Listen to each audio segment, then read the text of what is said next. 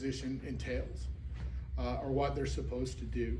And it's like with anything, when you have an emergency, if you don't have an idea of what you're supposed to be doing, you resort back to either fight or flight. All right, and so without a purpose or without an idea of where to go and what to do, most people go into fight or flight and wind up making the wrong decision. All right, in my experience in the military, you know, we used to have a saying that says, you train like you fight and you fight like you train. And the military's motto is your brain thinks in two ways. You have system one, system two. System one is the automatic stuff, your heartbeat, the breathing, the things that you don't think about. Right? System two are the things that you have to think about. And the more stuff that you can take from your training, from system one or system two to system one, the less you have to think about doing certain things. All right, and a case in point would be pistol shooting or rifle shooting.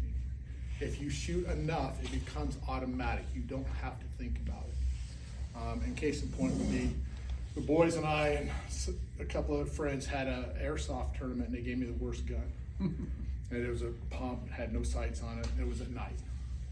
And so my system one is to position my body, make my movement, and pull the trigger. Well, one of the rules was no headshots, and every time I shot, I'd hit him in the head.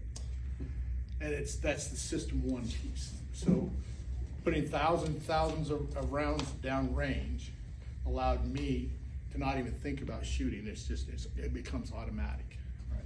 Your body just does it. And having those things in system one, what that allows you to do is to think critically in a situation. So if you run across something you haven't ever seen before, but you have that system one, in other words, how you're going to react without thinking, you can actually think about what's going on in front of you, and you're less likely to miss things that are key. Okay. So as part of the training system, the other things that people have is no radio plan, and that's one thing that I noticed that we don't have. People just jibber jabber on the radio. And I see a lot of people will start out on the Signal app, and then they go to the radio, or they go from the radio to the Signal app.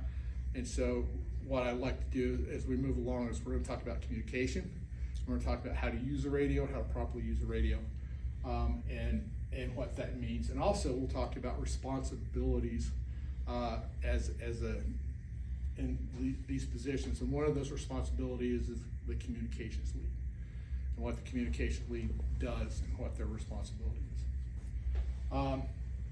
Everyone's armed but no assignments.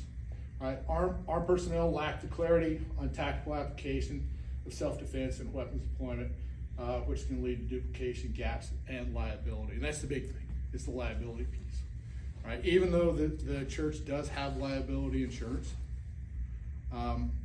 if you do something wrong with your weapon and you use it incorrectly, you're going to be liable, not the church. Right? The church has kind of a blanket coverage, but it doesn't cover making dumb mistakes. So that's one of the things we'll get into too. And then a leadership vacuum, and we'll talk about this. Without designated team leads, team members may hesitate to act or overreact. And that's one of the things that in the military, not only do you know your job, but you know the job of the guy above you and the guys below you. So if they're not available, you can step into that role. And that's another thing that Ron and I will talk about. But with team leads, what kind of my vision is that whoever's assigned to security that day will designate a team lead, and they'll assume those responsibilities that we'll talk about later on. Right? And that way, there's a clear definition of the 3 or 4 people. They know who the team lead is, and they know what to expect. Okay. Any questions so far? Any comments? Okay. Training drills based on role assignment. So we had 2 types of training when I was in the military. You have your what they call theory and fundamentals, which is the base knowledge you need to do a job. All right. And then you have advanced training. And the advanced training is actually scenario based, and it's everything from what we used to call moulage training, where you'd have an injured person who would have an apparent wound someplace, and you would treat that wound, to door breaches, to charge setting, to things of that nature. And what we need to do, is like it says here, having radios and firearms is great. If no one knows who's doing what, the tools won't matter when the clock starts ticking. And what I've seen in the three instances that we've had at church, we're pretty good. People just move and do things. I think back to the little boy that passed out.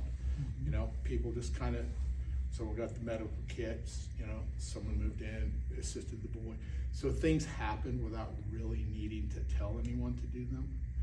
But in the same sense, when you're in an emergency situation, and if one of our rovers is out there in a fist fight in a parking lot, you know, and all you hear is, oh God, on the radio, you know, what's gonna happen?